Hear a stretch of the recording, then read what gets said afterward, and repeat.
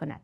یعنی هر وقتی که کار رو کردنی هستی، علل خصوص وقتی میدانی عاقبتش خوب نیست، قهرگی، جنگ و جنجال، غمبغلی، قرض چیزی می شود، هنوز آن را شروع نکرده فکر کن. توکل به کارهای میکنی که تو در آینده اش تقریبا اکثریتش به نفع تو می شود میگویی. نه اینکه چیزی که کلا میدانی که همش بر ضرر تو هست بر آن توکل نمی شود.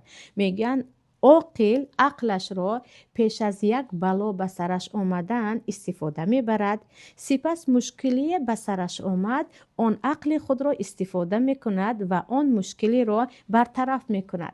اما برطرف کرده هم نتوانست، رابیه و صبر. در این وقت مؤمنی با عقل راضی میشوی و صبر میکنی.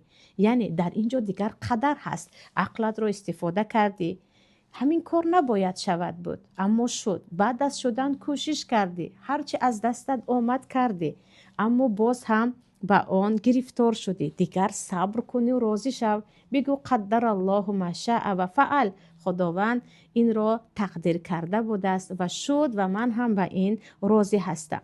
و در دوامش میگویند انسان عاقل از یگان کس نمی ترسد و در ترس زندگی نمی کند، برای آنکه او می داند که کسی که از او باید ترسی این الله می باشد. و هر وقتی که به یک حالتی ترسناک واقع شد، البته از آن حالت بیرون شدن را کوشش می کند و راه را هم پیدا می کند. و هرگاهی که چیزی از دستش رفت، داشته هایش، فرزندش، داراییش، روزهای خوبش، حتی جوانیش، به جای اینکه نشیند و غصه خورد، میگوید من اینها رو از دست دادم، اما چه چیزهای دیگری هم هست که در دستم است. خدایا یک فرزندم رفت اما 3 فرزند دیگر دارم.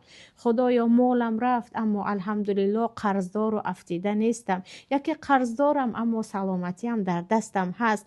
وقتی نداشته هایش رو فکر میکند، همانا بعد از این داشته های خودش را فکر میکند و شکر میکند.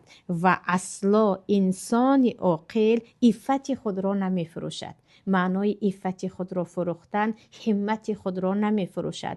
به خاطر پول، به خاطر چیز دنیا نزد کسی سر ذلت خم نمیکند. انا این میگویند شعب العقل است، یعنی شاخه عقل و اساس عقل میباشد.